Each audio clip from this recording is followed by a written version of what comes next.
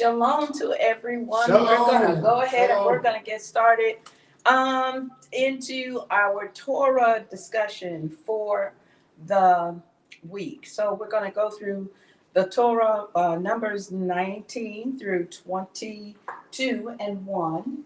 And then the half Torah is Nahum 1, I believe it is. Nahum 1. And then we're in Romans 2. I believe Nahum, let's make sure of that. And I didn't bring my phone over here.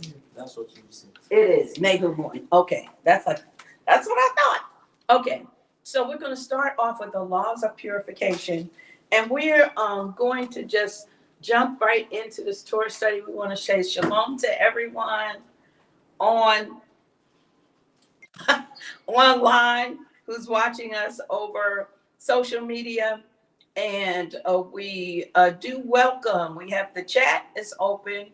So we do welcome your comments or questions concerning the Torah and the half Torah and the Brit Hadashah, which is Romans 2, that we'll be going into today.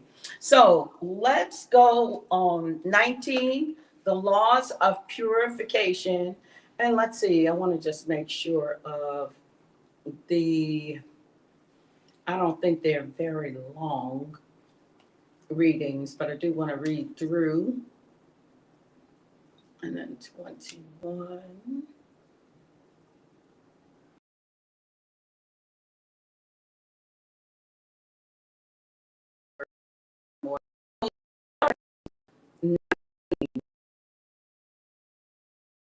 A lot of purification, then it's going to take us, that entire Torah 19 chapter is concerning laws of purification.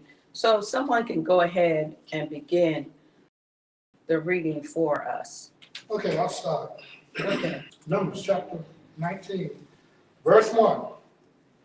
And Yahweh spoke to Moshe and to Aaron, saying, This is the law of the Torah which Yahweh has commanded, saying, Speak to the children of Israel, that they bring you a red heifer, a perfect one, in which there is no blemish, and on which a yoke has never come. And you shall give it to Eleazar the priest, and he shall bring it outside the camp, and shall slay it before him.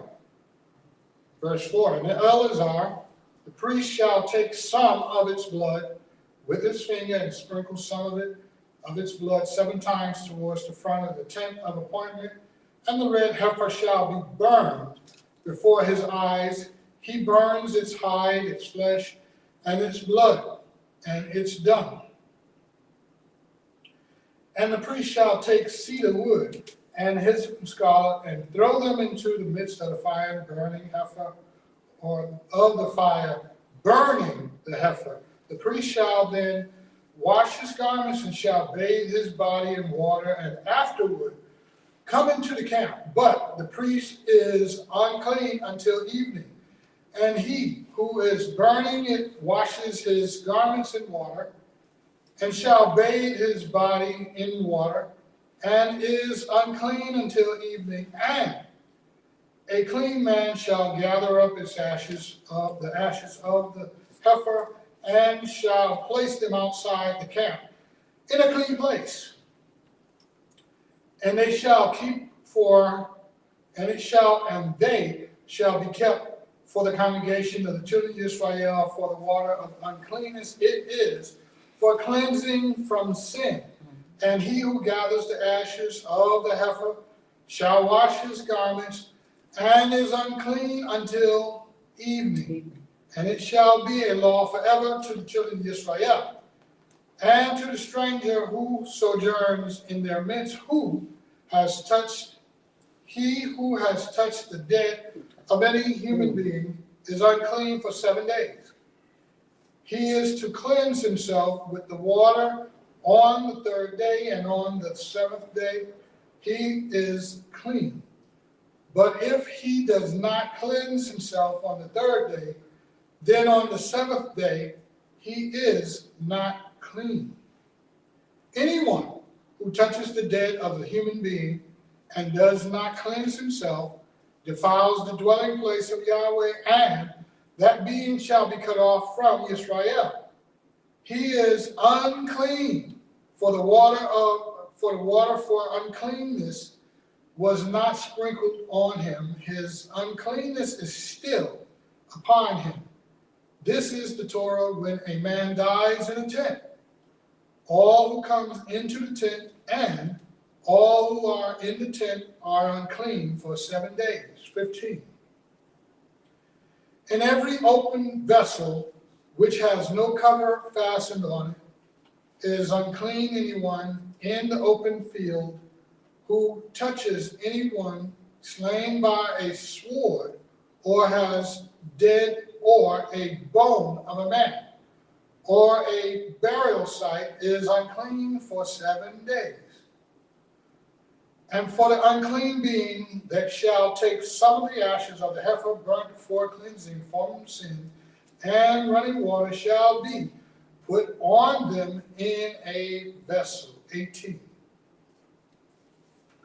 And a clean man shall take hyssop and dip it in water, and shall sprinkle it on the tent, and on the vessels, and on the beings who were there, or on the one who touched a bone, or the slain, or the dead, or a burial site. And the clean one shall sprinkle the unclean on the 3rd day, and on the 7th day, and on the 7th day he shall cleanse himself, and shall wash his garments, and bathe in water, and shall be clean in the evening. But the man who is unclean and does not cleanse himself, that being shall be cut off from among the assembly, because he has defiled the set-apart place of Yahweh. Water for uncleanness has not been sprinkled on him. He is unclean. 21. And it shall be a law for them forever. And the one who sprinkles the water for uncleanness washes his garments. And the one who touches the water for uncleanness is unclean until evening. And whatever the unclean being touches is unclean. And the being who touches it is unclean until evening. So this verifies to us that, contrary to popular belief, every because these are talking about the laws of purification, or the laws, they're also called the laws of contamination, that you don't remain just unclean. So it is a period of time that you will be unclean. So this gives us a specific amount of time for these different times that a person can become unclean. So what we really need to understand concerning the laws and what the Torah is saying here is that you can absolutely be walking righteous and become unclean. Someone can die in your family where you have to touch them and you have to go and take care of their body. You didn't do anything wrong. It just makes you unclean by touching them and having to handle them. But as you can see, you don't remain unclean just forever, but you remain unclean for a period of time. If someone deals with, let's go back to the beginning, where it's talking about the red heifer. So it comes in with the red heifer because the blood of the red heifer is going to be the thing that helps to purify the different utensils that the priests need to use within the tent of appointment. And so it gives pretty clear specs or specification concerning this heifer that is to be handled and then used to help bring about this purification. Now we have the three things that go along with the red heifer's blood is the cedar wood, hyssop, and scarlet. So these three things help are going to aid in using the blood in order to cleanse what needs to be cleansed. And then after it's done, because they are dealing with blood, and if anybody knows dealing with any kind of blood, if you're cooking, what trying to make meat and you're having to clean the meat and blood, that blood can splash and it can go over your clothes and stuff. So the priests are then called to wash their garments, not just wash their garments, but to also bathe in water. Afterward, they come into the camp. But the priest is unclean until evening. So this is not one of those situations where the priest remains unclean for 7 days. He's unclean until the evening. And then he goes, the one who was burning the hyssop, the blood, the cedar wood, and the scarlet, then that one will also wash his garments and is unclean until the evening. Same thing with the person who gathers it. So then a clean person comes, gathers up the ashes of the heifer, and then that is used for the purification. So there's much that is used concerning this heifer. And after he does that, then he's unclean. Now he was clean. Now he's unclean until the evening. So this gives, the reason I went into that is because there is a portion of the Torah that talks about, and we went through that, about the eating, clean eating. And it says in some cases that the when certain animals are sacrificed, Yahweh will say the clean and the unclean alike both eat of it. So he's specifically talking about the clean and the unclean alike. So if a man has become unclean, he eats of that offering also. The it is the offering, the unclean and the clean is the person.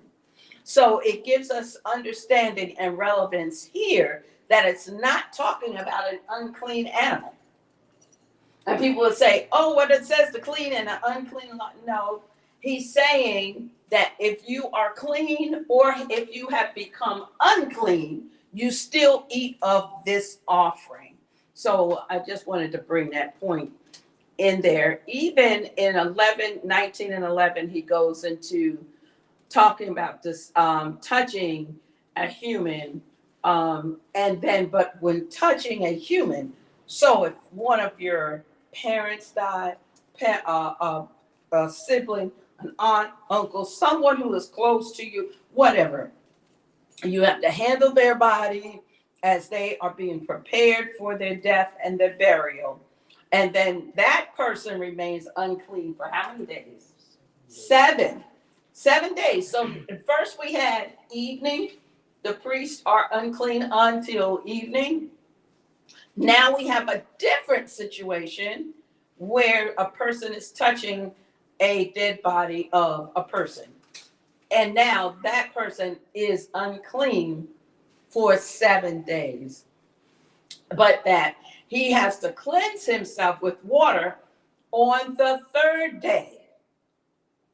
So it's interesting that Father Yahweh uses these different parts. On the 3rd day, he cleanses himself. And on the 7th day, he is clean. But if he doesn't cleanse himself on the 3rd day, he remains what?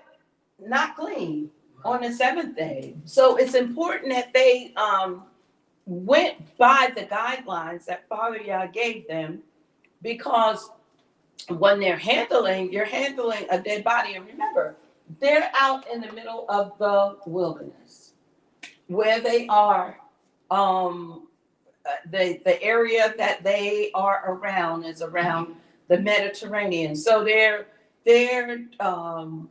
working around a season that they're having to deal with if a person passes away. If it's warm, really hot, then that person is going to really start decaying quickly. Therefore, you're going to have contamination. That's why these laws are also called not just the laws of purification, but they're also called the laws of contamination. So, contamination on purpose, because when we look at it from a health standpoint, you don't just want to have a dead body lying around, because you're going to start having, that's what happened in Europe with the Black Plague, that people started getting the plague and started dying.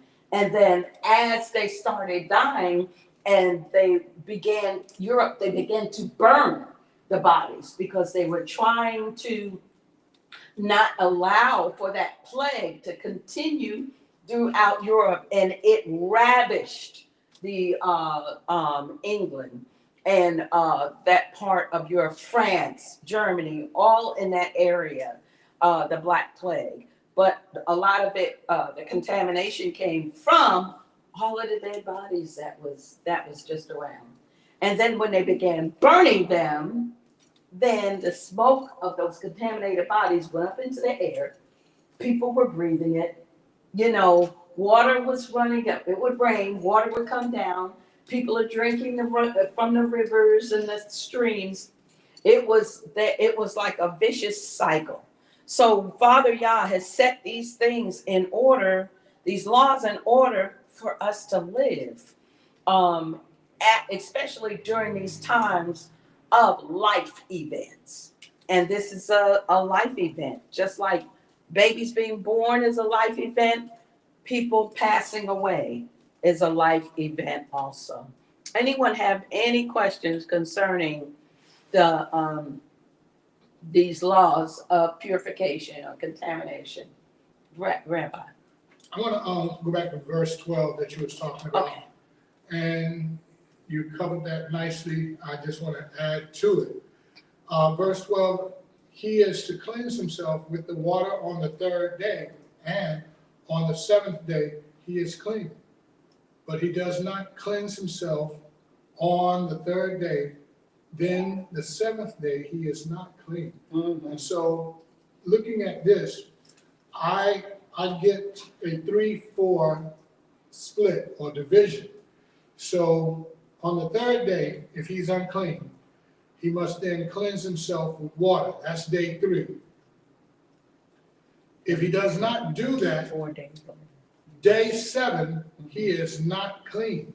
So that's 3, 4. Mm-hmm. So I look at that as, I look at Abraham being that third day cleansing.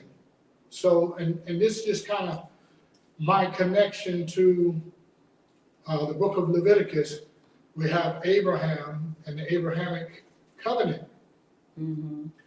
That if a person does not take the Abrahamic covenant at some point, then he is not under the Abrahamic covenant. What is one of the Abrahamic covenants is the circumcision. Mm-hmm. So a person who chooses to follow the ritual and the law and the covenant of Abraham, you say, I am of the house of Abraham, and you don't ever come into the point of circumcision, then let's say you have missed your 8th day, which is the law. But then there is the circumcision of the heart. Mm-hmm. And so this is why what makes Yahweh the most perfect, righteous judge. Mm-hmm. Your parents were responsible for circumcision of the 8th day. You as a male have nothing to do with that. You can't do that for yourself. Mm-hmm. Your parents must bring you into that. and let's say they missed that time window, that clock, that is the third day. So now, do you stay there? Or do you then circumcise your son when it becomes your turn? Have your heart been circumcised that now when you have a son, that you then circumcise that son on the 8th day? And when that takes place, then that is walking within the boundary of the covenant. And if you have an opportunity to become circumcised, of course you do. Then it says the 7th day. The 7th day I look at as the time Yeshua comes and we enter into the millennial reign. And so he says, if you are not circumcised on the 3rd day, then you will not be cleansed when the Messiah comes or returns. And so for some people, that might be the time that they choose to become obedient. Now, for those who say, you know what, I'm going to wait till Messiah comes back, forget about it. You've been judged already. But for a pure heart that decides, hey, you know what, I'm going to walk this walk, then you have that opportunity, because for Yahweh, for Yeshua, time is irrelevant. And all things are possible when you believe. And so at that point, you cleanse yourself and you get in alignment with Yahweh's covenant. But at this point, looking at it from a very spiritual aspect to the natural man has to also be circumcised as the spiritual man. But which one is the greatest? The greatest is the heart, because once the heart becomes pierced, once the heart becomes circumcised, and once the heart becomes obedient, it's a little easier in subjecting the flesh to it. So that's just my interpretation of that 3-4 split and ritual blood covering. Okay. Anyone have anything else concerning those laws of purification? Okay. And then at the end, of course, it says in 21, and it shall be a law forever. Let's see. Let's go back up.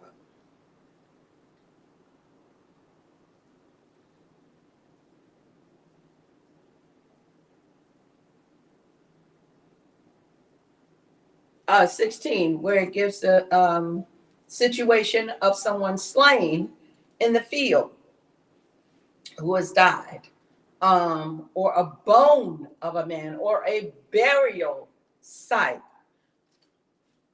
Then the person is unclean. There's that 7-day stipulation again. So that means like that means if the person goes to the burials, and I mean, let's say the cemetery, the person is unclean for 7 days. For 7 days. Okay. Because it does say a burial site.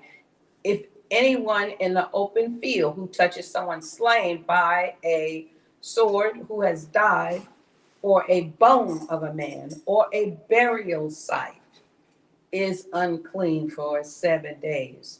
And then for the 7 days, and for the unclean being, they shall take some of the ashes. That's what this red heifer is, not only for the cleansing of the utensils within the tabernacle, but it's also for this purpose. Then the ashes of the red heifer are for the cleansing from sin, and running water shall be put on them in a vessel.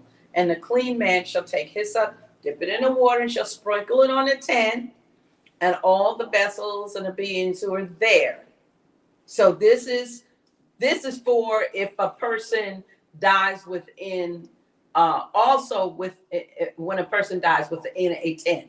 So it's for both reasons. If person dies within a tent, everybody in the tent becomes unclean. Everybody in the house becomes unclean because that person died within the tent. And then if someone is slain in an open field, you touch the bone, you touch the burial, you go into a burial site, then you become unclean. And then this hyssop is for that reason. Then they take the hyssop, dip it in the water, and they are sprinkled with that on the third day. And then 4 days later, they are now cleansed. They are clean. So then they can go out and continue life as they have continued it. But the stipulation for if a man who is unclean, it doesn't cleanse himself, just doesn't do anything, then he becomes cut off from the assembly. Literally, they will put him outside of the camp. So it's not just cut off, people are cut off spiritually, but this is a cut off, literally cut off, and he is sent outside of the camp because he has defiled the set apart place. Now, this is interesting right here where he says they have defiled the set apart place and defiled the dwelling place of Yahweh, because Yahweh said he was going to dwell within the midst of the camp, and that they weren't even to, they had to bury their excrement because he said, Father Yah said that he was going to be walking throughout the camp. So they had the inside of the camp. The thought is the inside of the camp, Father Yahweh's dwelling place all around you, is to be kept clean. So if you become unclean, then you have to get yourself clean. But if a person does not bother to be cleansed on that third day, then he's like, you're not interested. You just have defiled the place where I am and all of Israel. So let your uncleanness be upon you, and you are now cast out of the camp. Then he goes on to say, it shall be a law forever to the one who sprinkles the water for uncleanness, washes his garment, and the one who touches the water for uncleanness is unclean until the evening. Now, for this one, unclean until evening. Whatever the unclean being touches, it becomes unclean. And the being who touches it is unclean until the evening. So that's pretty clear in its intent concerning people becoming unclean for many different reasons. So there's many different specifications. There's a different specification on what you have to do in order to be cleansed. Mm-hmm. So it's not always the typical same thing all the time. Okay. So Caleb, you want to take 20? The children of Israel, the death of Miriam, the children of Israel, all the congregation came into the wilderness in sin. In the first new moon, the people stayed in Kadesh, and Miriam died there and was buried there. Now there was no water for the congregation, and they assembled against Moshe and Aaron. And the people contended with Moshe and spoke, saying, If only we had died when our brothers died before Yahweh. Why have you brought up the assembly of Yahweh into this wilderness, that we and our livestock should die here? And why have you brought us up out of Mitzrayim to bring us to this evil place, not a place for grain or figs or vines or pomegranates, and there is no water to drink? Then Moshe and Aaron went from the presence of the assembly to the door of the tent of appointment, and they fell on their face, and the esteem of Yahweh appeared to them. And Yahweh spoke to Moshe, saying, Take the rod and assemble the congregation, and you and your brother Aaron, you shall speak to the rock before their eyes, and it shall give it water. And you shall bring water from them out of the rock, and give drink to the congregation and their livestock. And Moshe took the rod from before Yahweh as he commanded him. And Moshe and Aaron assembled the assembly before the rock, and he said to them, Hear now, you rebels, shall we bring water for you out of this rock? Then Moshe lifted his hand and struck the rock twice with his rod, and much water came out, and the congregation and their livestock drank. But Yahweh spoke to Moshe and Aaron, because you did not believe me and set me apart in the eyes of the children of Israel. Therefore you did not bring the assembly into this land, into the land which I have given them. These were the waters of Meribah, because the children of Israel contended with Yahweh, and he was set apart among them.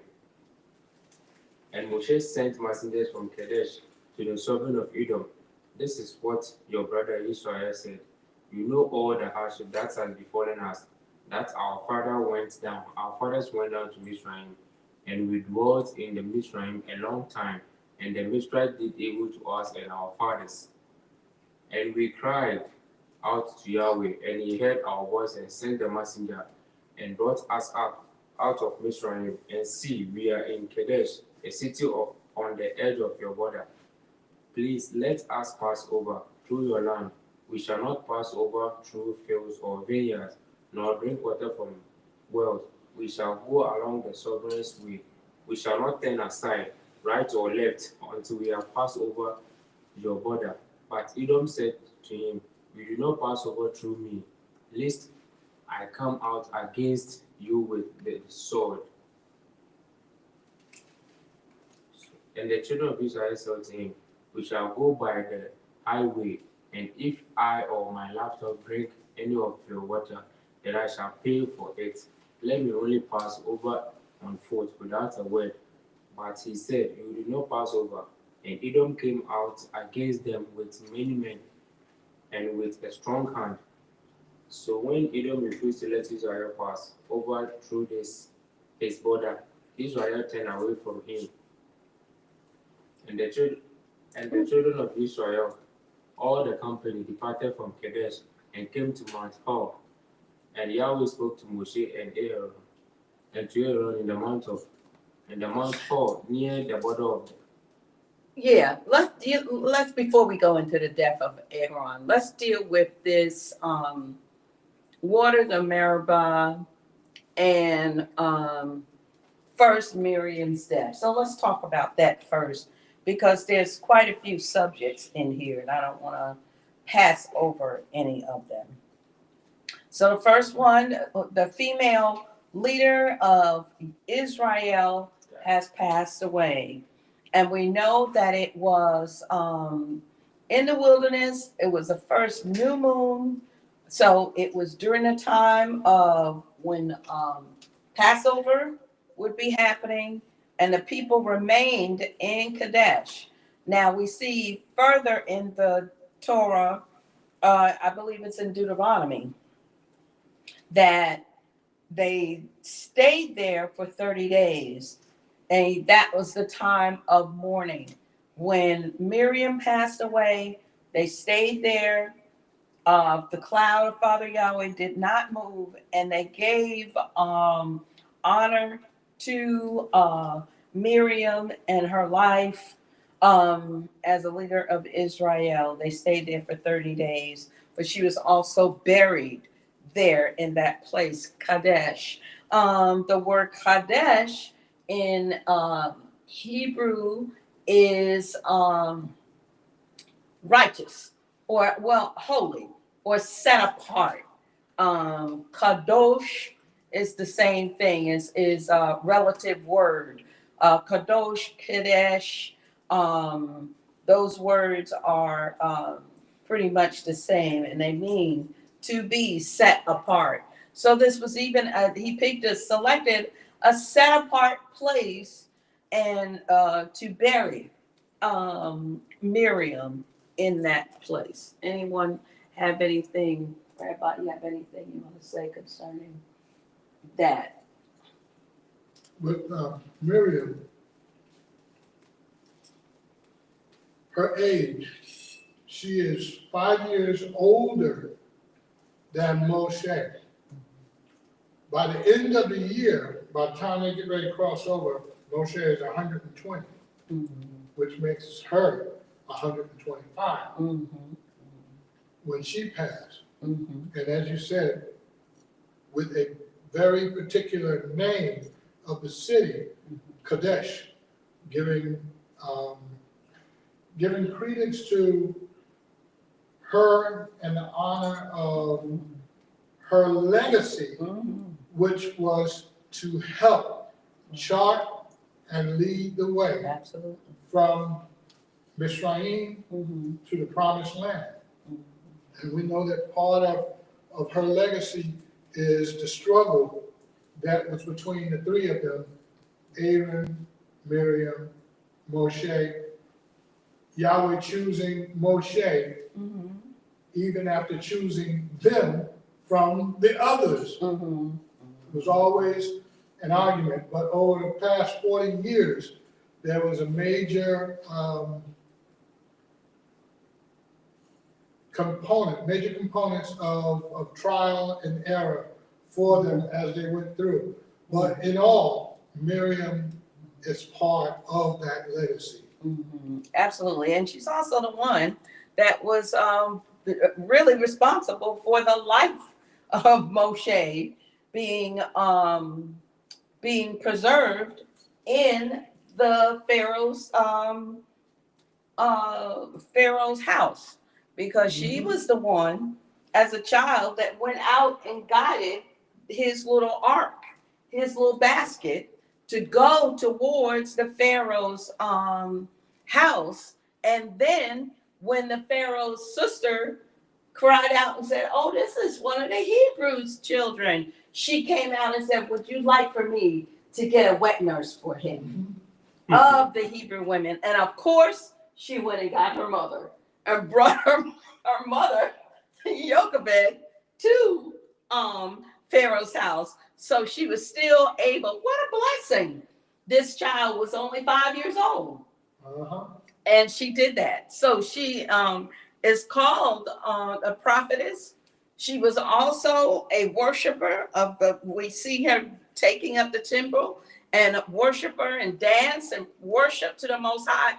So I think this place that they buried her, set apart, definitely reflected her life.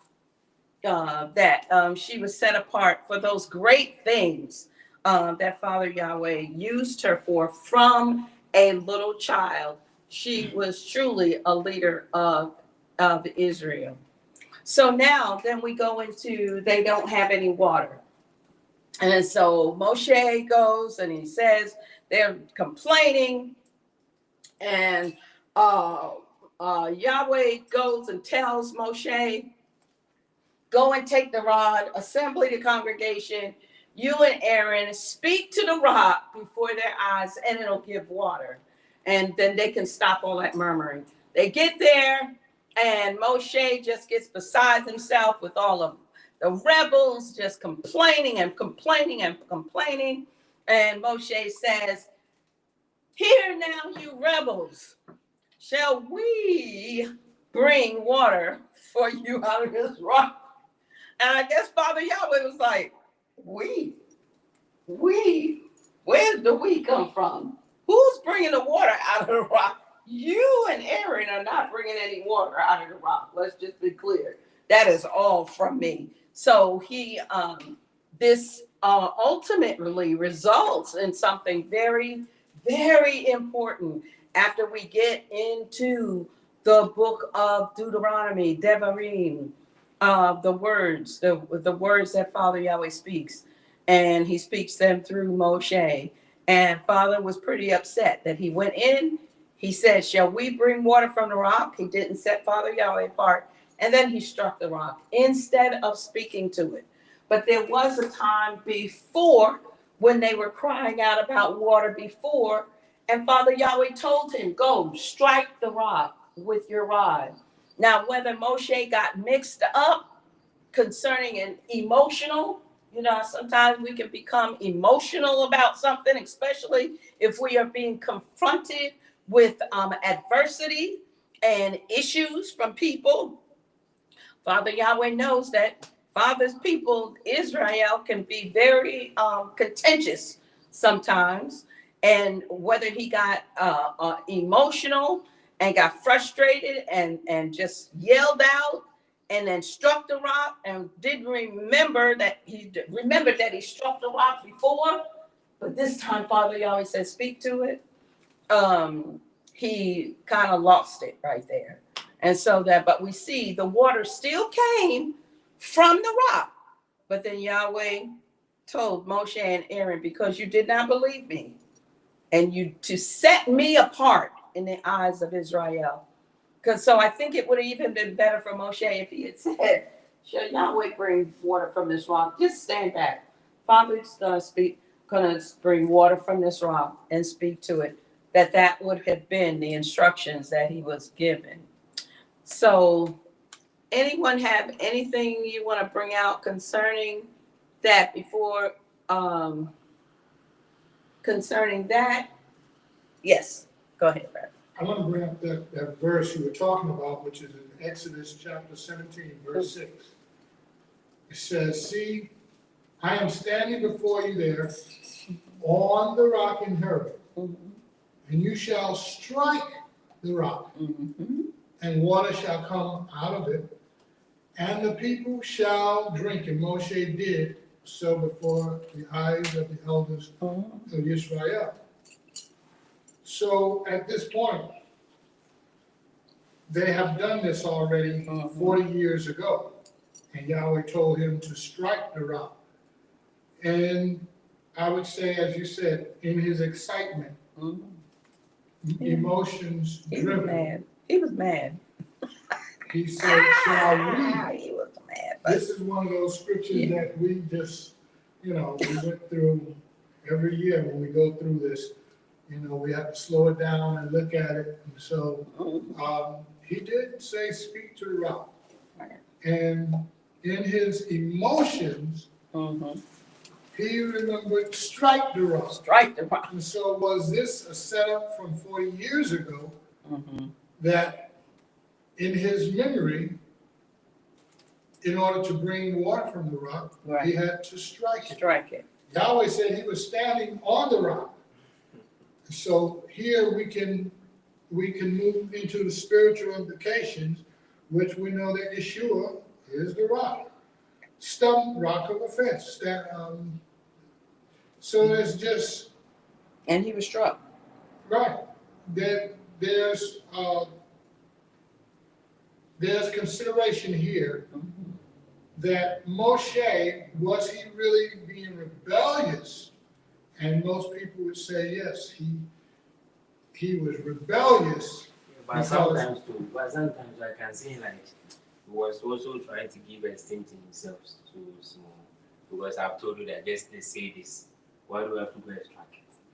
Yeah, sometimes it was. And look at what he said, shall we get what? Like sometimes it was also being boosting himself on certain. Got puffed up. Yeah. He was doing that. Which is why I bring this scripture up, because when he says, shall we bring water from this rock, Yahweh later on says, because you did not set me apart. You did not set me apart. So who is the we? Right. I believe he was including himself in it, because if you're saying Yahweh is going to bring it, you would say Yahweh. You wouldn't say we and Yahweh. You would just say Yahweh. And so I believe he did it out of frustration, because he was very emotional at that period. I agree. Because they at one point they were ready to kill Aaron and Right. But this is 40 years later. And so what is the we here?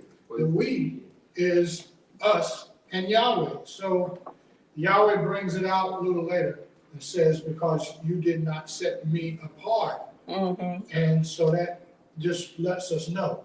You included yourself in the ones to bring water out of this stone. But Yahweh, he used that as justification. You don't get to go into the land. But if you look at it, can we really afford to say Torah took us into the promised land? Mhm. It wasn't through Torah or It's the not law. through our works. It's actually Right. through Yeshua and the blood, his death, that we get to go into the promised land. So Yahweh is making it well known, and only those who care to dig in and try to figure this out. This man been with Yahweh for 40 years, 120 years old, and he don't get to go into the promised land, all because he messed up on a technicality. He still brought water. He struck it when he was supposed to speak to it, but Correct. Yahweh also allowed water to come from it. So not everyone is going to slow it down and look at it and say, you know what, Yahweh is totally justified. But this is what Torah is for. He is totally justified because the Torah don't save us. It is the blood of the Lamb that saves us. Right. So now once the blood has covered you, then you must have the walk of obedience. And the walk of obedience, we still fall short. This is why he let it be that Moshe, you don't get to go in. Aaron, Miriam, y'all don't get to go in. Why? Because you are following because you are of the law and represent the Torah. But sometimes too, you need the Lord to obtain grace. Or You need his grace in everything. Because we can't, because we fall. I think without the law, there is no grace. Without the law, there is no grace. But you need there the is law no to grace. you need to obtain the law before you can get the grace. Yeah, you need both. Because even doing the law, we can't do enough to earn heaven. Because even at some point, trying to do all the law, you're going to mess up somewhere at some point. But that don't say you should not do it. You should do it, and that's what Moshe represented, was the law. So Torah is the schoolmaster, teaches us, but ultimately it is through the blood of the sacrificial lamb that gets us in. Do you see a notification on your phone? To get in? Notification. Yeah, I want to just check and make sure. I'm trying to check and make sure if we have any comments out there. Yeah, I've been following. Oh, great. Okay, Yeah. great. I don't see any comments. Okay. I've seen some folks come in, but no comments. We're okay. Let's go on and look at this Edom. That's great. Good discussion concerning especially this scenario. And I think sometimes we forget that there was that time in Exodus where Father Yah told Moshe to strike the rock. Right. And in his I tend to not think that it was boastfulness in Moshe, because Moshe it says that he was not a man of And he says something like, I will make you a God in the eyes of the people. Yes. So sometimes to hear, so he can To hear it that he would. Yes. And I can agree with that. The only thing we see relevant to Moshe's character, and that's where I'm going with it. Moshe's character was that he was humble. Now, at this point, he may have gotten, somebody can make you act out of yourself. You know how you don't usually act, but then they start acting all crazy, and then you start acting out of your character. It's not your character to be boastful or prideful, or so as they were, complaining and going in, and just I can only imagine Moshe being a man that doesn't even like confrontation. Think about it. He didn't even want to go and be part of this whole thing. He told Father Yahweh, use somebody else. Why are you using me? I don't want to do that. But so it shows that character that he probably was taken out of the place of that humility where he usually is, because he was the one always fighting for Israel. When Father Yahweh said, move out the way, you and Aaron, I'm gonna make a nation out of you and Aaron. I'm gonna kill all of these people. And Moshe had to step up and say, Father, that's not gonna be a good look for you, because they're gonna say, who is it? What's going on? This God brought them out of Mitzrayim just to kill them in the wilderness. So Moshe, did that. Much like what defended Israel during that time of judgment. And Father Yahweh relinquished his position and said, you know what? Okay, I'm not going to do it. But I'm telling you, I'm mad at them, and they're not going to make it over into the promised land. And we see that whole scenario. So I think that with this situation, Moses was just beside himself, and he was acting out of his own character, and then just got angry and said, how you can say a whole lot of stuff and people pick up that one negative thing in your quote. We see that all the time, like with politicians, people running for office. Yeah. If they say one little negative thing, all of the good that they said, they wrote none of the good. They just picked out that one little negative statement and popped it in there. So Moshe himself, we know, is recording this. And he said exactly what he said. Shall we bring water out of this rock? What are we? Yeah, who's the we? And that's what Father Yahweh is like, no. We are not doing anything, Moshe. Yeah, that was what I was saying. I'm doing this. Yeah. And you needed to just speak to the rock. Yeah, but and sometimes set the people apart. I don't blame him, because he told him he's going to make him a god in the eyes of the people. So sometimes he needs to take the title for himself too. Yeah, so I now understand the we. Right. All right. I think that's definitely it right there.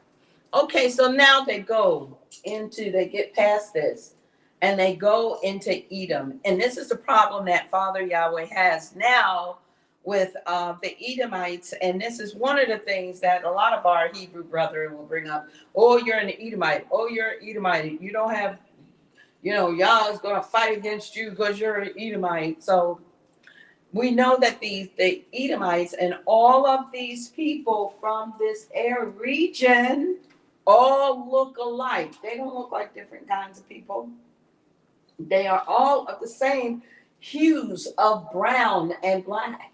They are people of color. That's all that was in that region during that time. There was no, a lot of people will say that the Edomites are white people. There's no factual relevance to that, because all of these people, as they were traveling through this area that we're looking at during this time, the time of Moshe, all of the people were all different beautiful colors of brown, like us today, where all over Africa, all over up in the Mediterranean area, all up in Iraq, Iran, Turkey, all of those places. Now there are the indigenous people, the people who have not been whitened, were all people of darker skin. Absolutely, they are all people of darker skin. So that whole thought of, our white brethren are Edomites, I just don't agree with that. And then also, it doesn't matter what color a person is. If they are walking in the Torah, Yeshua said it perfectly. Who is my brother? Who is my mother? Those who do the will of the Father. So if they are walking in the Torah, keeping the commandments of the Most High, keeping the Sabbath day and the set apart times, if they are doing what they can in order to be obedient to the word of Yahweh, then they are our brother, whether you like it or not. And skin color has nothing to do with it. So anyway, I'm going to move past that. That's just a pet peeve of mine. Moshe, they're now at Kadesh, and the sovereign sent messengers from Kadesh. They're in Kadesh, and they send messengers over to Edom, the sovereign of Edom. Let us pass through. This is the problem that Father Yahweh has with Edom, and says, because they did not let you pass through. And we'll see that later in Deuteronomy as he speaks a word against the people of Edom, that they would not allow the house of Israel to pass through. And then Moshe went on further and said, look, we will go along the sovereign's highway. We will not drink from your water. We will not turn aside to go to any of your fields. We will not touch anything that belongs to you, but we will pass through. And he said, no, you're not going to pass through. And then he came out against them, and Israel was able to conquer them as they passed through that place. So now let's go on into the death of Aharon. Okay, Caleb, you want to pick it up from 22? Yeah, and the children of Israel, all the company departed from Kadesh and came to Mount Hor. And Yahweh spoke to Moshe and to Aharon in Mount Hor, near the border of the land of Edom, saying, Aharon is to be gathered to his people, for he is not to enter the land which I have given to the children of Israel, because you rebelled against my mouth and are the water of Meribah. Take Aharon and Eleazar, his son, bring them up to the Mount Hor, and strip Aharon of his garments and put them on Eleazar, his son, for Aharon is to be gathered to his people and die there. And Moshe did as Yahweh commanded, and they went up to Mount Hor before the eyes of all the congregation. And Moshe stripped Aharon of his garments and put them on Eleazar, his son. And Aharon died there on the top of the mountain. And Moshe and Eleazar came down from the mountain. And then all the congregation saw that Aharon was dead. All the house of Israel wept for Aharon 30 days. So we have the same scenario now with Aharon. Aharon is going to sleep with the fathers. Yes. So Father Yah says, take him on up into Mount Hor. So we see Miriam being buried in the wilderness of Sin, which is also a city or a place called Kadesh. And then now we see them being at Mount Hor, and Aaron is now going to be gathered to his people. And Father Yah clearly says, and it is because you did not set me apart and you rebelled against my mouth at the water of Meribah. So it was, Moshe was the one that had, I don't know if it was Moshe who had the rod, or because he would be using Aaron's rod. So Aaron and Moshe a lot of times work together as a team. In this instance, it must have been that they were working as a team. Aaron may have hit the rock too. I mean, I'm just thinking about that because Aaron does, it is his rod that they use. And I'm going to go back up here, but it says that Moses lifted up his hand and struck the rock twice. So it wasn't even Aaron who struck the rock or spoke. But he was there. He was guilty by association. So he was not And then we see further in Deuteronomy also that Father Yahweh comes out and clarifies it completely that Aaron doesn't go into the land because of the issue with the golden calf. Mhm. So he was with Moshe during this time of the striking of the rock, but he was not with, Moshe was not with him concerning that golden calf incident. And so Father Yah comes in Deuteronomy and says, this is the why Aharad didn't go into the land, because of that golden calf situation. But Father Yah says right here that he is not to enter the land, which I'm doing because he rebelled against my mouth at the water of Meribah. So he was, like I said, guilty by association with Moshe on during this time.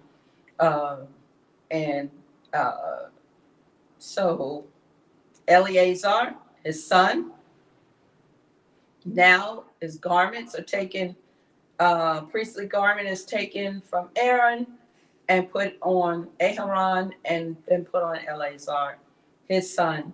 And Aaron passes away right up there, transitions, and they go up before the people, and then they Aharon and his sons, they put the garment on Eleazar, and then Aharon went to sleep, transitioned right there. And when the congregation found out he was dead, of course they weep and they mourned for him 30 days, like they did for Miriam. That was the time of giving and mourning for the people. Anything?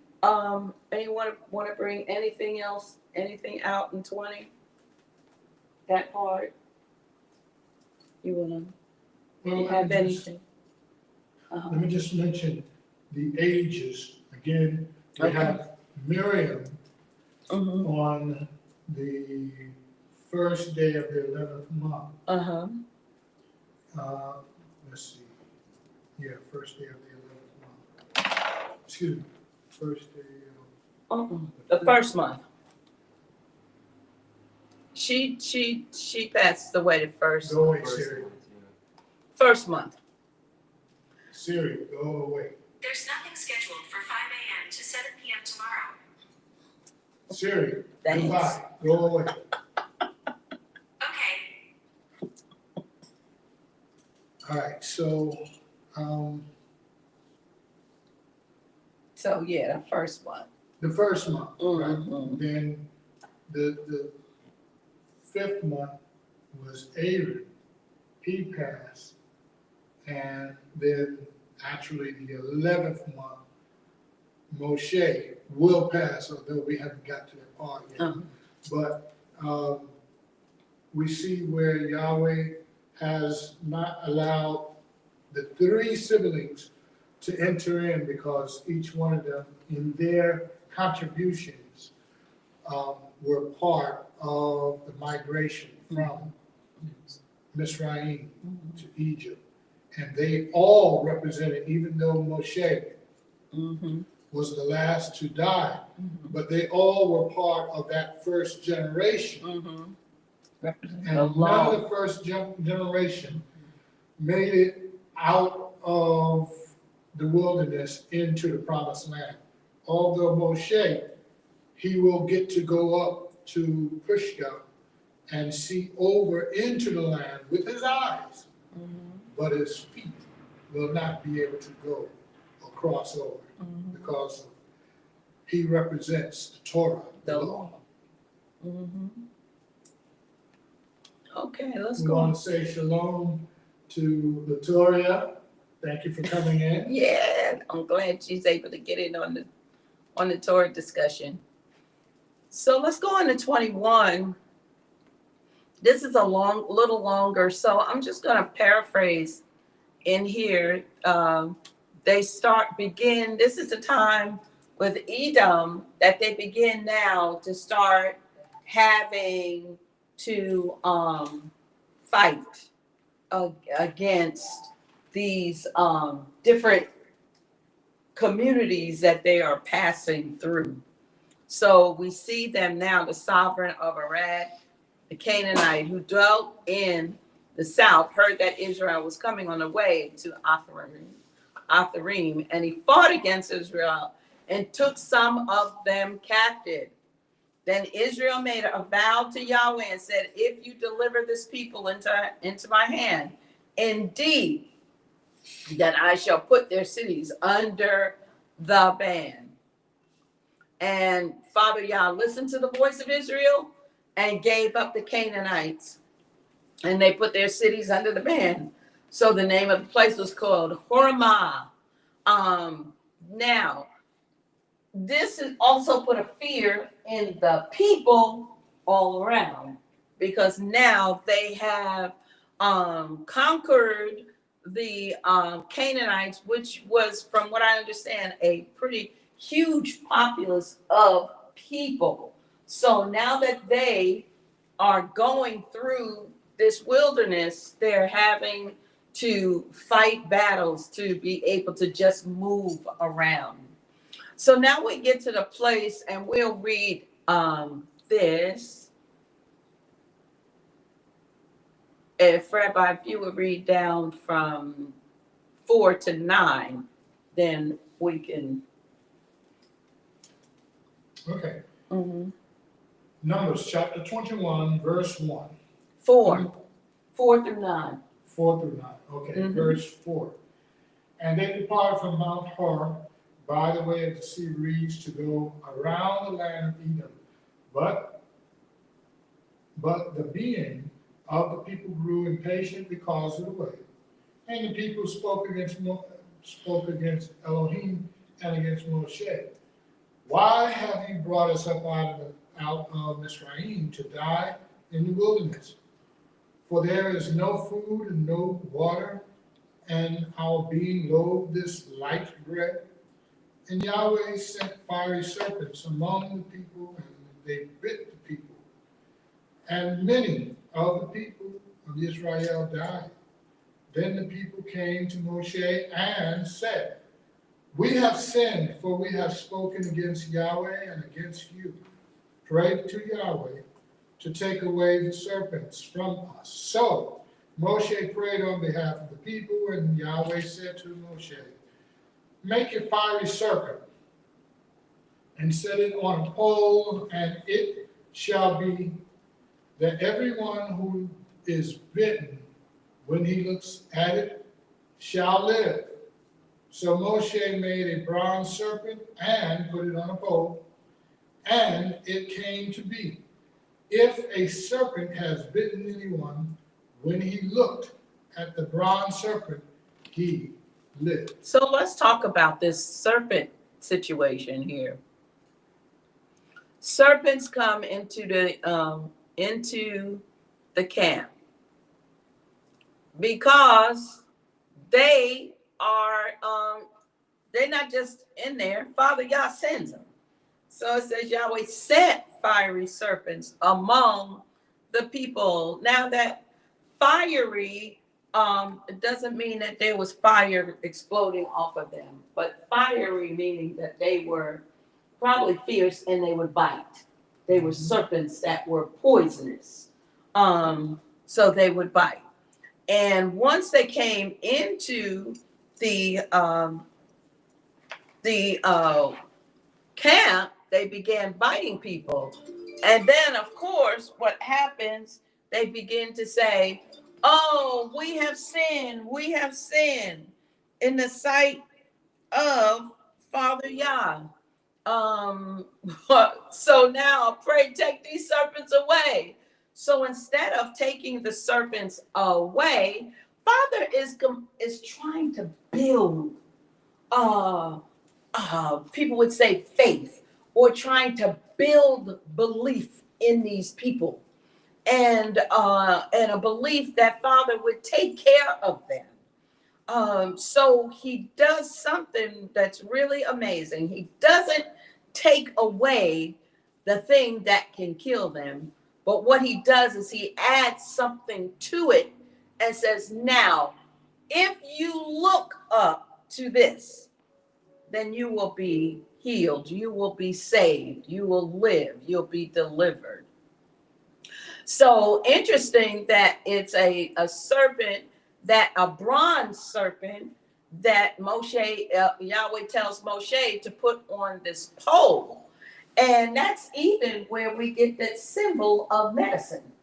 You know, the symbol of medicine is a pole with the serpent through it.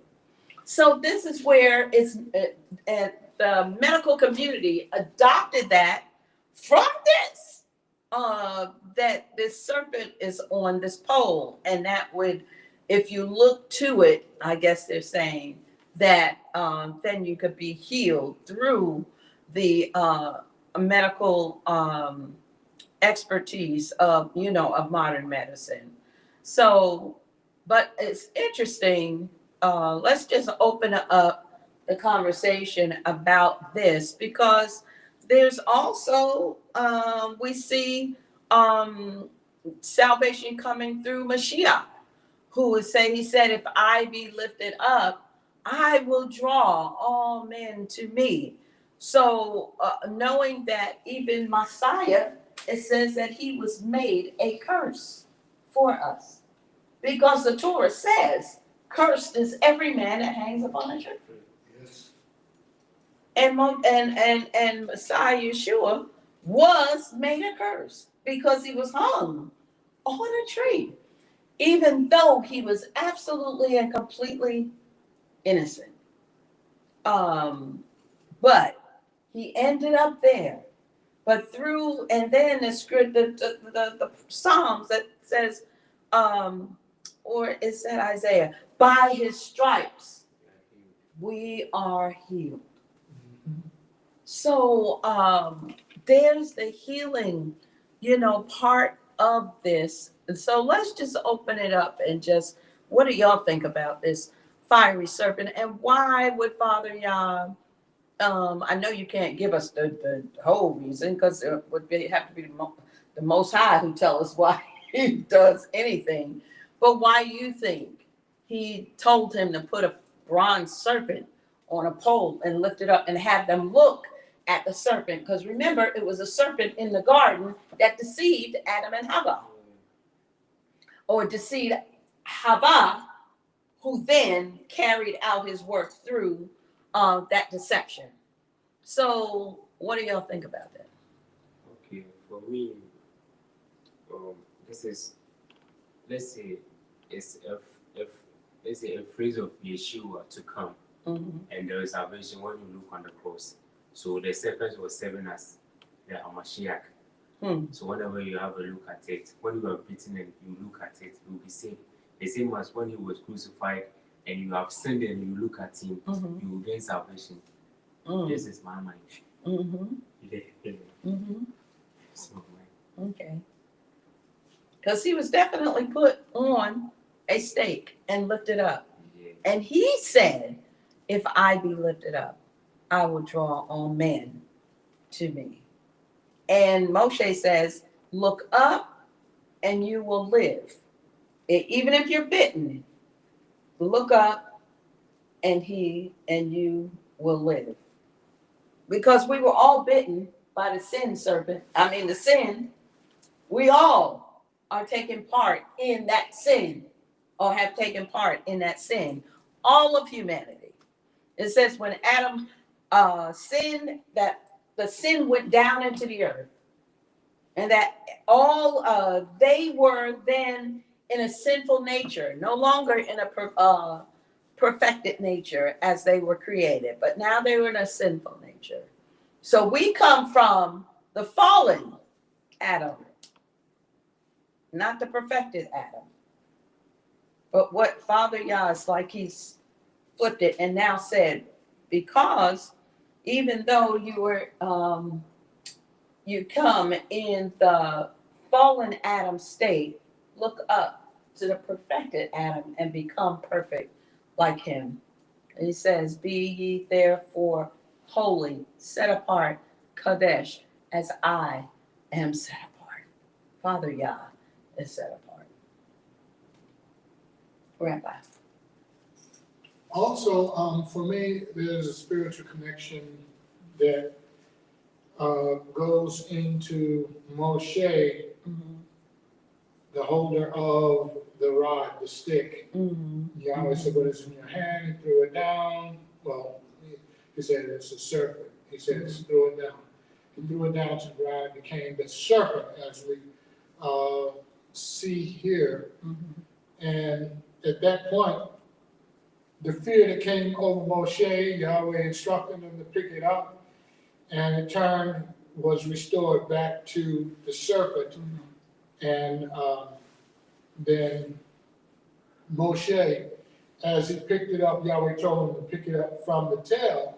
He picked it up from the tail, which then became the rod once again. And so we see Moshe walking with this stick or this rod, which is the rod of authority. And so therefore we see the stick representing the Torah. And so again, this is why Moshe could not go into the promised land, because of what he represented. And so therefore, as we see where Yahweh in verse 9 sends the serpents into the crowd,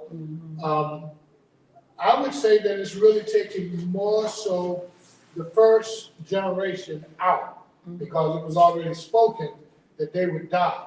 But now, as I'm connecting to Moshe at the bush, picking up this rod, which turned into a serpent, now back to a rod, is giving Moshe the power and authority to do what he is doing, which is to bring them from a place that is idolatrous to a place of promise. And so Yeshua being that rod or stick, as Yeshua becomes more of the focus, switching back to the rod and the serpent, Moshe, which is now again representing the law, and the authority over the serpent. And now back to the demographics of this serpent, Moshe, and now in his hand, back to a rod. And a second prophecy comes out that, well, the first one is the speaking part. They're not going to believe you. They're not going to believe me. That's the first prophecy. The second prophecy, put your hand in your bosom, it turns white, put it back in, it was restored. So this is Israel just kind of condensing how through the Torah, how we will be restored. And if they don't believe, which is what Yahweh says, if they don't believe the first sign, they will believe the second sign. The second sign is on the way, which is the restoration of the color. And so, as we already know, that people think that Israel is Ashkenazi Israel, but the time is coming where we will be restored. The second prophecy, put your hand back in your bosom, first time it turned white, put it back, it was restored to the original color. Israel will also be restored to the original post. Stopping there. Hallelujah. Okay. Let's roll on into a song of the well. And then we see after that, king of Sihon is defeated. So Israel then has to defeat Sihon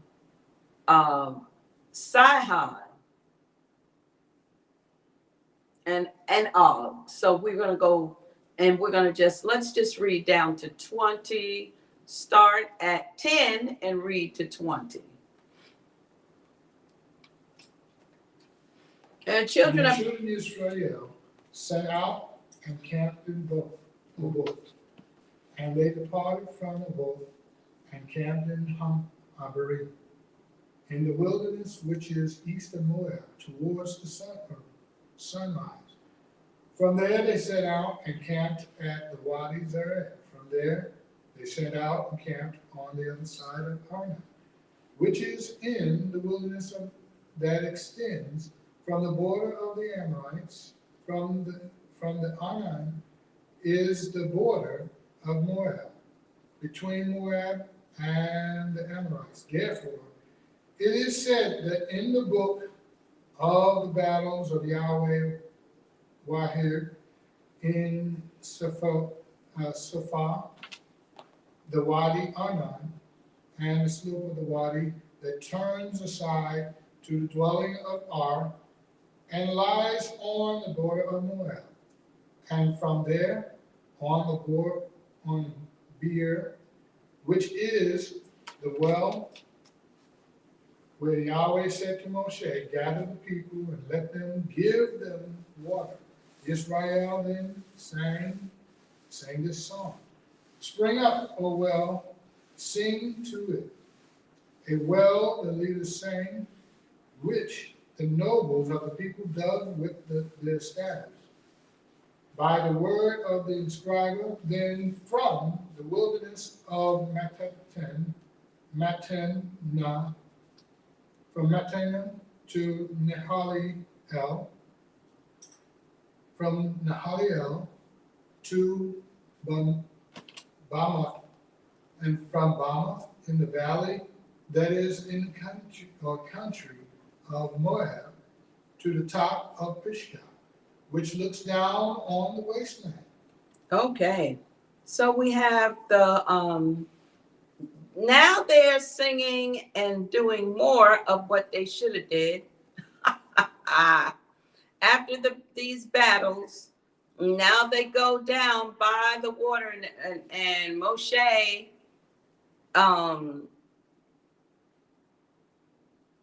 by Be'er, which is the well where Yahweh said to Moshe, gather the people and let me give them water.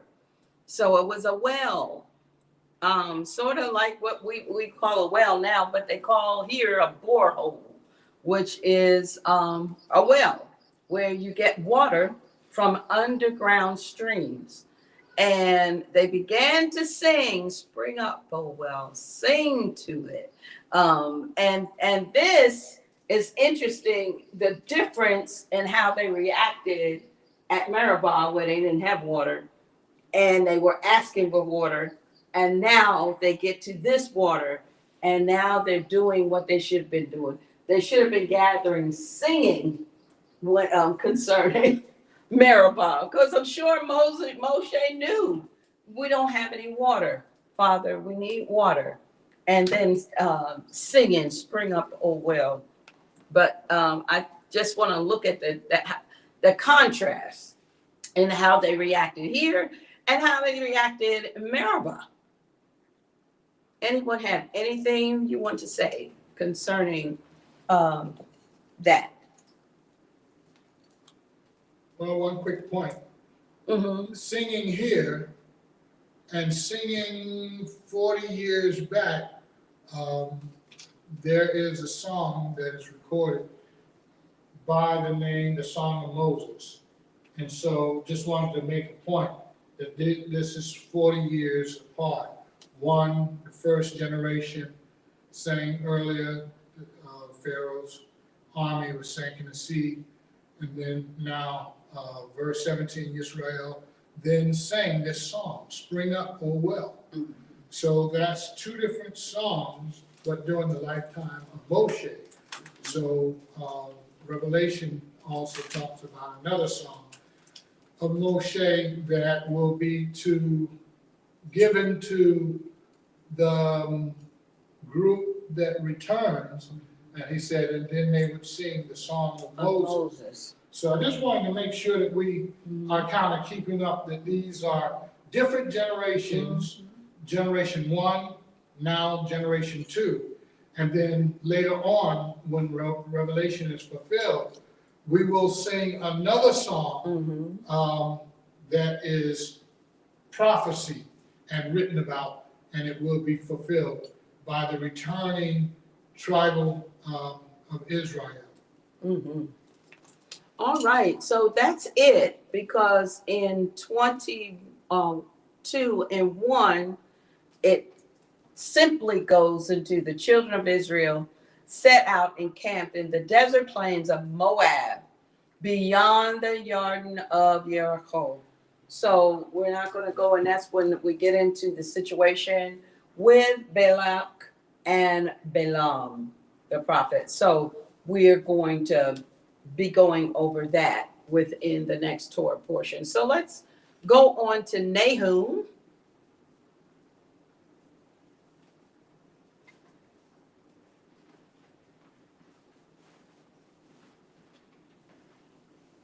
The prophet Nahum. First chapter.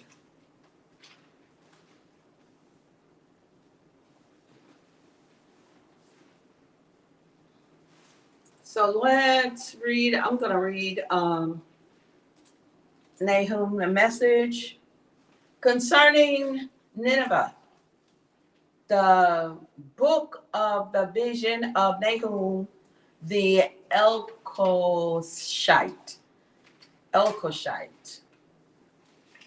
Yahweh is a jealous and revenging El. Yahweh is a revenger and a possessor of wrath. Yahweh takes vengeance on his adversaries and he watches for his enemies. Yahweh is patient and great in power, but by no means leaves unpunished.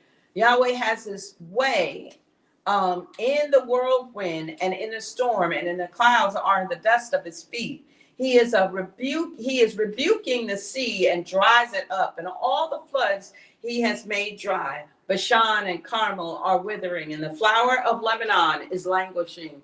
Mountains have shaken before him, and the hills are melted, and the earth is lifted up at his presence, and the world and all who dwell in it. Who does stand before his rage, and who raises up in the heat of his displeasure?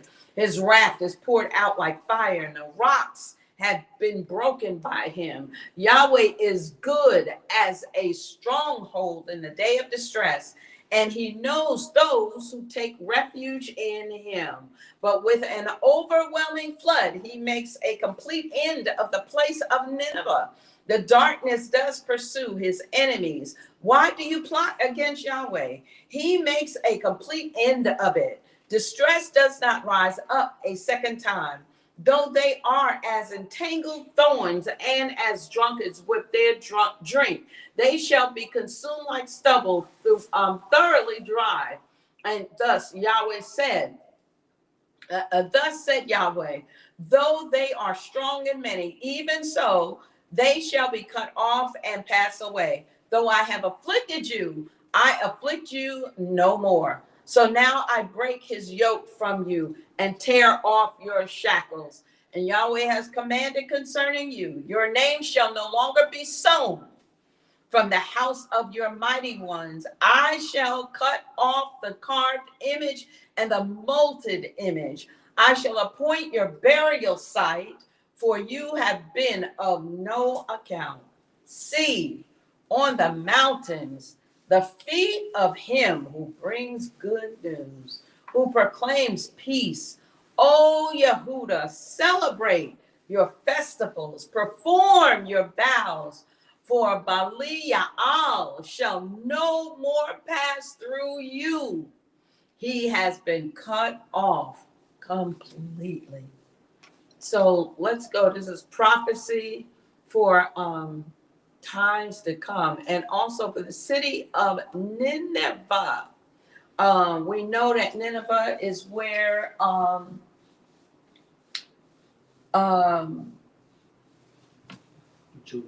Jonah. Thank you. I just drew a blank, and I kept trying. I was getting ready to say Job, but I'm like, that's not Job. Jonah was sent to Nineveh.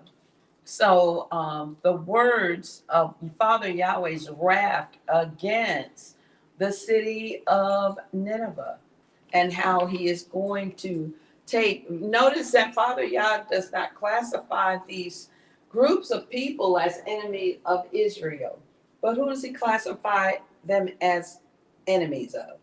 Him, his adversaries. So he said his enemy, his adversary.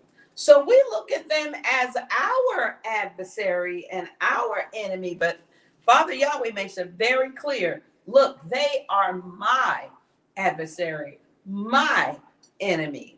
And he says that he is going to make war and bring great judgment against those enemies. But then he goes on down to the end and begins to talk about blessed are those, and those who are going to be no more afflicted, because he knows those who walk in him and live in him. So he says, so now I break off his yoke from you and tear off that shackle. So the word he uses in here, Belial, and he uses it twice. Belial here too. Belial basically means a fool or of no good, worthless. As I was teaching, I believe it was last week that we were talking about Torah versus Alaka, and we were talking about the evil tongue or Lashon Hara. And that was one of the words that was used. That's of no good, useless, useless. Literally, the word Belial is not just fool, but it means that if you were never born, the world would be no different. You bring no good to the world, and you bring no bad. You are useless. You have no reason to be alive. That's what that word Belial means. So anyone want to bring, Rabbi, you want to bring anything? Yeah, I wanna just kind of point at the beginning where he speaks of his authority and his soldiers. I like to relate to the control as his foot soldiers. So I'm gonna look at verse 2. Yahweh is jealous, a revenging El. Yahweh is a revenger and a possessor of wrath. Right there, we should understand it. There used to be a Broadway show called Your Arms Are Too Short to Box with God.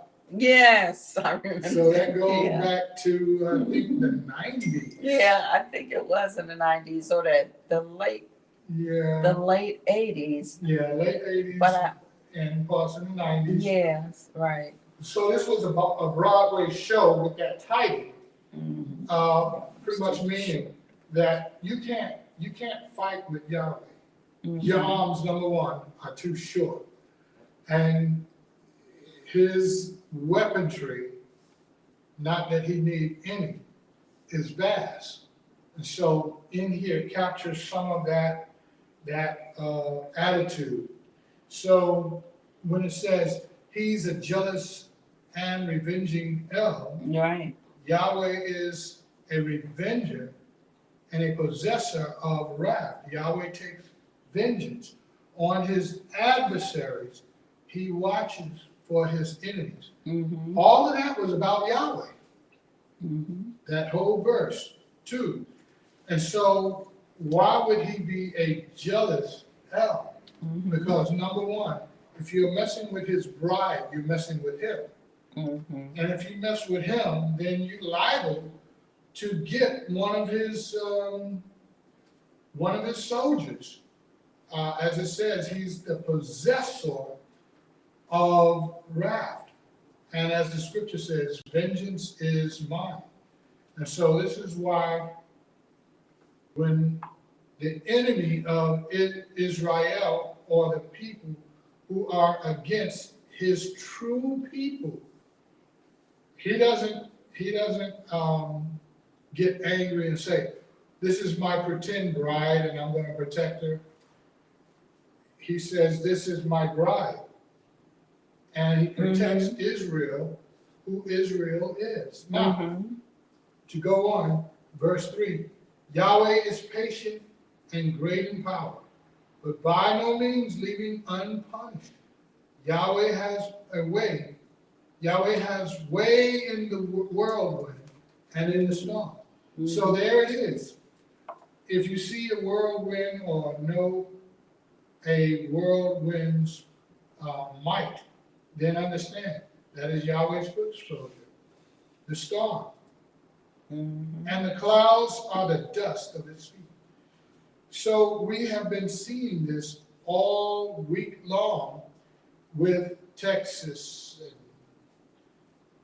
and over in Jerusalem. There was massive firestorms where they had I can term as towering infernos. These humongous houses, apartments, hundreds of families, and it's on fire. And it just looks like the biggest torch you ever want to see. And it's moving across residential areas. They're, burning. And I thought about the war. And I thought right away, what does Hamas think, in the different enemies? And I'm looking at them saying, well, I'm pretty sure what they're thinking is look at the move of their God, whether it be Allah or whatever, that he is doing this. And so I say no, because all through the scriptures, Yahweh has always allowed the enemy of Israel, now I didn't say his people, I said Israel, for a reason, that they would suffer, because if you claim to be Israel and you don't do what Israel is supposed to do, then Yahweh's Torah is against you. I mean, when you defile it, even if it's Israel, you defile his land, then you got to pay a price and penalty. And so I'm pretty sure that the enemies of Israel is looking on and saying, look what our God is doing for us, or look what God is doing to them. And so the Bible says that all nations will go against Israel. So, but the thing is, we just have to see and know that the land is going to pay a price that it never wants to pay. And Israel, the true light of Israel will be revealed through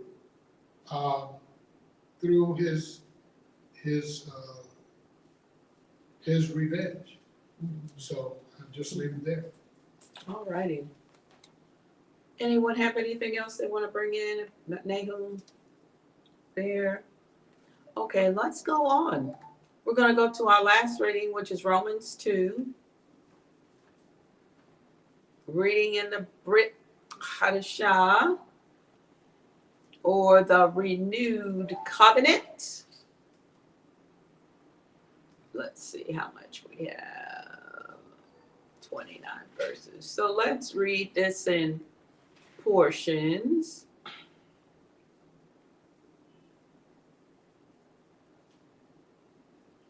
Okay, we will read down to 11. So I'll read from 1 to 11. We'll discuss that. And then we'll read from 12 on down to 10. Therefore, O man, you are without excuse. Everyone who judges for in which you judge another, you condemn yourself, since you who judge practice the same wrongs. And we know that the judgment of Elohim is according to truth against those who practice such wrongs. And do you think, oh man, you who judge those practicing such wrongs and do it the same, that you shall escape the judgment of Elohim? Or do you despise the riches of his kindness and tolerance and patience, not knowing that the kindness of Elohim leads you to repentance. Mm-hmm. But according to your hardness and your unrepentant heart, you are treasuring up for yourself wrath in the day of wrath and revelation of the righteous judgment of Elohim. Mm-hmm. Who shall render to you one according to his works, everlasting life to those who by persistence in good works seek for esteem, respect, and incorruptibility, Mm-hmm. but wrath and displeasure to those who are self-seeking and do not obey the truth, but obey unrighteousness, afflictions and distress on every human being working, every affliction and distress on every human being working what is evil, and evil of the Yahudi first and also the Greek, but esteem, respect, and peace to everyone working what is good to the Yahudi first and also to the Greek, for there is no partiality with Elohim. Okay, so let's start out with the judge. Therefore, man, you are without excuse, everyone who judges. So we talked about this last week when I taught that Torah versus Halakha, Lashon Hara, or the evil tongue, that there's a difference between judging to save one's, in loving someone and to save someone's life or soul, and judging just because you are pointing the finger and because you know more. So that's the kind of judging we don't want to do, which can go into Lashon Hara. But judging someone in righteousness, when we come to them, Galatians 6:1 gives us a great viewpoint into how to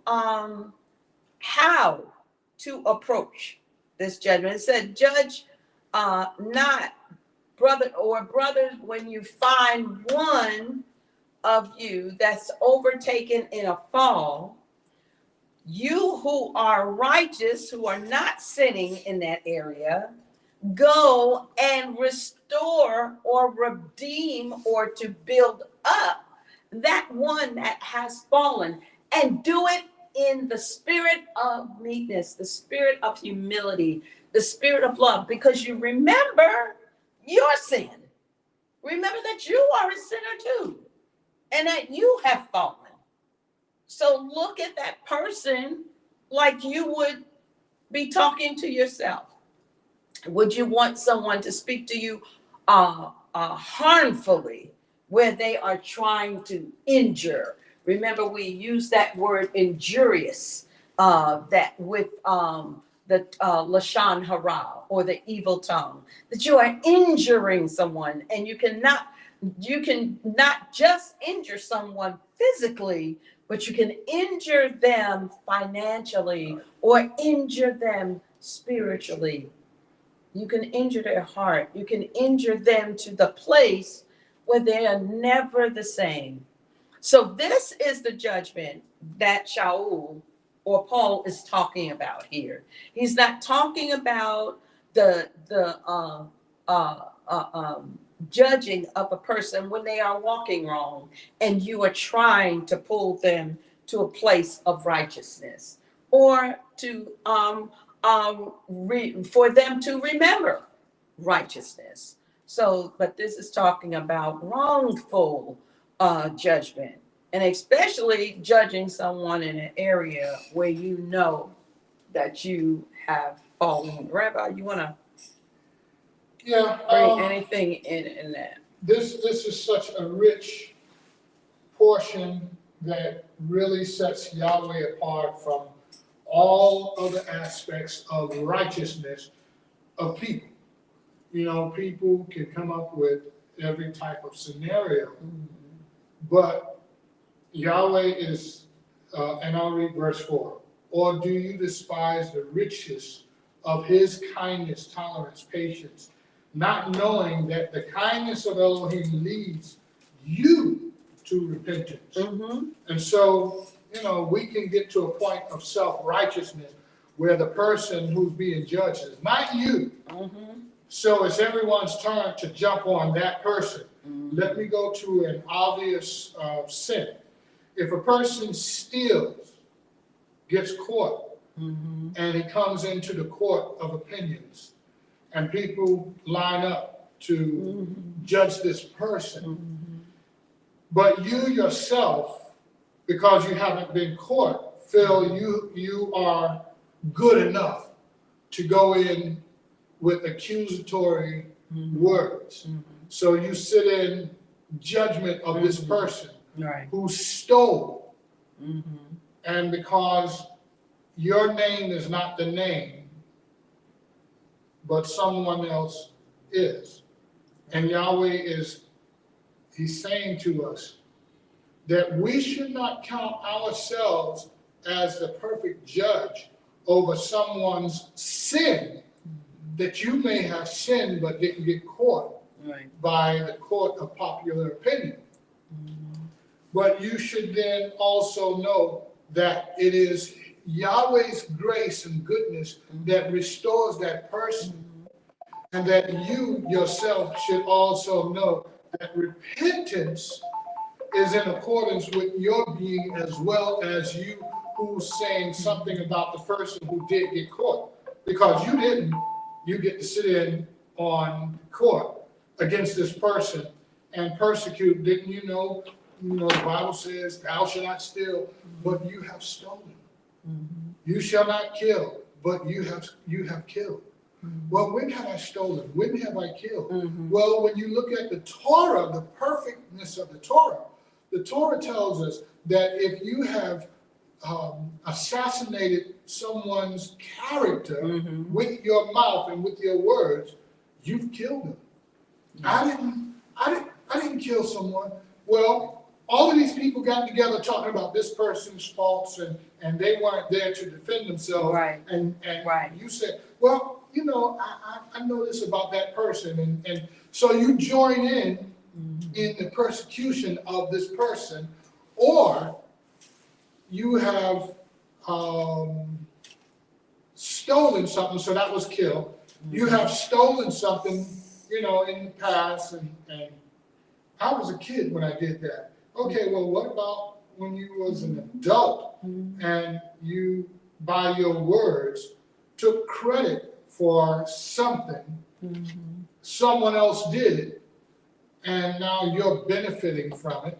So you have stolen, someone's intellectual property or whatever it is that you stole. You didn't get caught. So that, in the same way, I'm using verse 3 and 4. Verse 3 says, or do you think, O man, you who judge those practicing such wrongs and doing the same, that you shall escape the judgment of Elohim? So if you get away from man and you feel it, rewarding that you can bring someone's character down or do, what is wrong because you haven't gotten caught, you're not going to be caught.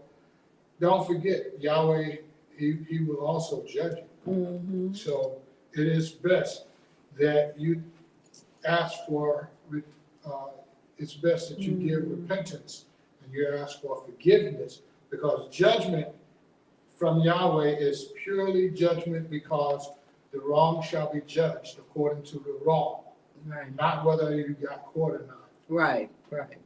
Okay, let's go on. From 12 to down, let's see.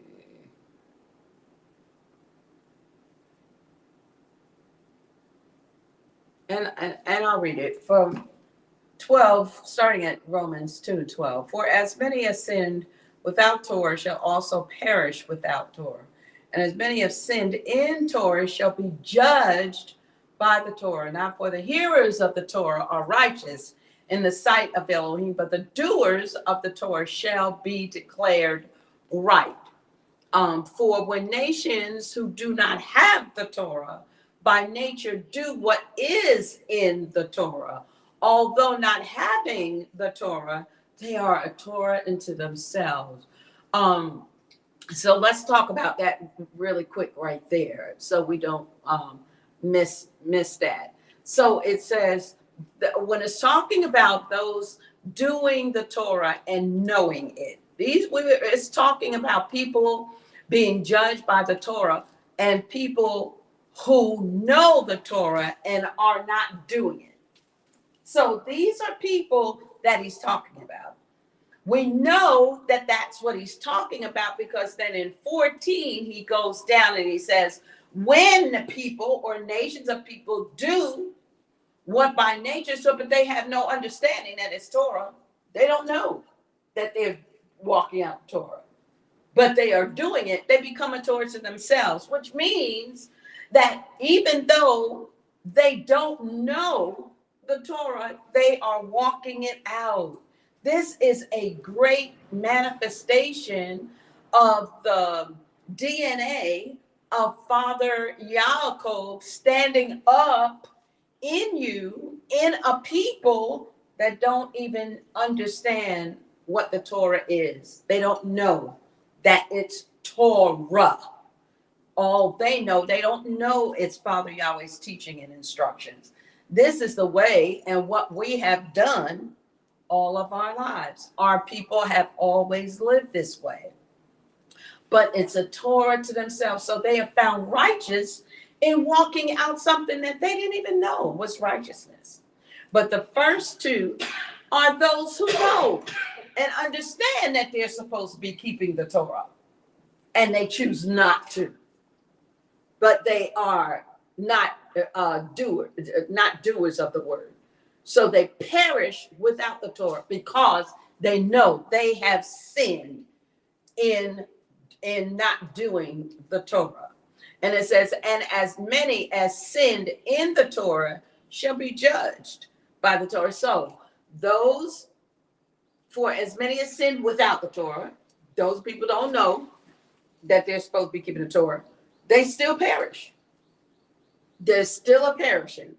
Those who are in the Torah, know the Torah, but they don't keep it, then they're going to be judged by it.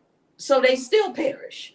So both groups perish when they don't do. The Torah is set as teachings and instructions for life on this earth.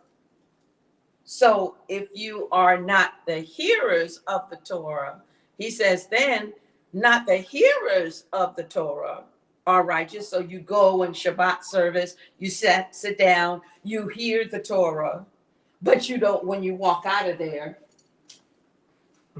you don't do the Torah. He said, but it's the doers of the Torah. So he's rebuking all of those people who say, well, I go to temple, I go to synagogue, I go to church on Sabbath, I go, but they don't do it. He says, you're not declared righteousness because you heard it, but you're declared right or righteous because you do it. So it's in the doing, the walking out of the Torah, not just the hearing of the Torah. And then it goes on to say, for when nations who do not do, we talk about that, our people always did this, not understanding that this is part of the Torah, then it's a righteousness that is upon them without them even knowing, who show the work of the Torah written in their hearts, their conscience also bearing witness between themselves, their thoughts accusing or even excusing, in the day when Elohim shall judge the secrets of man through Yeshua Messiah, according to my good news. So Shaul is saying that every heart is going to be judged. Every thought, all things are going to come in judgment, because the Torah is our yardstick. The Torah is our measuring tool to measure sin. It tells us what sin is. So when you look at the sin, you don't know that it's you just know, from the inside, this is sin. So my people have never done this because we believe that it is sin. Then that's a Torah that is written within the hearts of their people, and that it brings that consciousness out to you. See, you are called a Yehudi and rest on the Torah and make your boast in Elohim. Now he's talking about the Yehudim. He's talking about the Jews, or people call them the Jews of that time. So he says, rest on the Torah and make your boast in Elohim. Know the desire of Elohim and approve what is superior, being instructed out of the Torah, and are trusting that you yourself are a guide to the blind, a light to those who are in darkness. Now, this is what the Torah is supposed to do. That's what we're supposed to be. We're supposed to be a light, a guide to the blind, a light to those in darkness, an instructor of foolish ones, a teacher of babes, those who are babies in the Torah, having the form of knowledge and of the truth in the Torah. We are called to be a light, a guide, an instructor, a teacher. You then who teach another, do not teach yourself.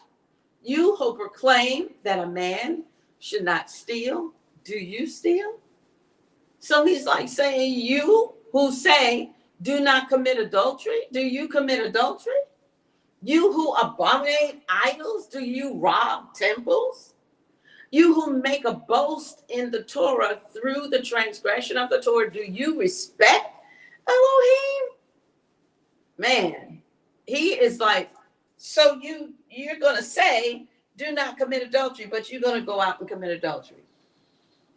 You say in the Shabbat, do not steal, but you're stealing every day. You make your boast in the Torah through the transgression of the Torah. Do you disrespect Elohim? Absolutely. You disrespect Elohim because you know better. You're hearing the Torah. You know better. You've been taught the Torah, and you're just a hearer. You're not doing it. For the name of Elohim is blasphemed among the nations because of you. As it has been written. Isaiah 52:5 relates to that. So for the circumcision indeed profits if you practice the Torah. But if you are a transgressor of the Torah, your circumcision has become circumcision. So what Paul is trying to say, let me finish reading. So if an uncircumcised one watches over the righteousness of the Torah, shall not his uncircumcised decision be reckoned as circumcision? And the uncircumcised be by nature who perfects the Torah shall judge you, who notwithstanding letter and circumcision are a transgressor of the Torah. So what is Shaul saying? Shaul is saying that you who claim you have been circumcised on the 8th day, he's talking to those who are walking, supposed to be, who know the Torah and have been raised in it and are not walking in it. Then they're not doing it. He's saying your circumcision has become uncircumcision. But those who are walking out and practicing the Torah and don't know, and they're even walking more righteous than you, but they're uncircumcised. But you want to come against the one who is not circumcised and say, "Oh, you're of null effect. You are no one. You're nothing. You're no good because you're not a people of Elohim because you're not circumcised." And they're missing the whole point of circumcision. That circumcision was given to Abraham because Abraham walked out the Torah, the right rulings, and the charges of Elohim. He walked as a righteous man of Yahweh, according to the Torah of his father, Shem, who had passed it down to him. So pretty much, Shaul is saying, you are just just knowing and hearing the letter of the law and was circumcised by your mother and father, you didn't do that. That was not righteousness of you. That was righteousness of your mother and father who took you and had the priest circumcise you on the 8th day. You didn't have nothing to do with that. So don't even claim that as your righteousness, because that was your mother and father's righteousness. You couldn't take yourself there on the 8th day. But what you can do is, as you learned the Torah, that you walk it out and that you be a guide to the blind, that you are a light of the people in darkness. That you teach babes and you give to the needy and teach the understanding of his teachings and instructions. That's the righteousness.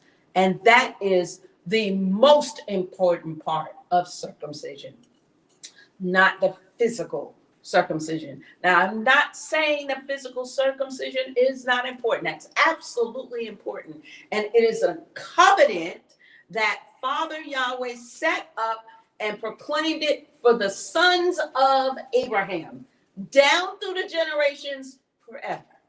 So it's very important. But what it's not going to do is make you righteous walking out the Torah as a grown man. Now it's up to you to take up the mantle that your mother and father did for you at the 8th day, and now bring you into a place where you are walking out that righteousness before everyone who you are coming into contact with.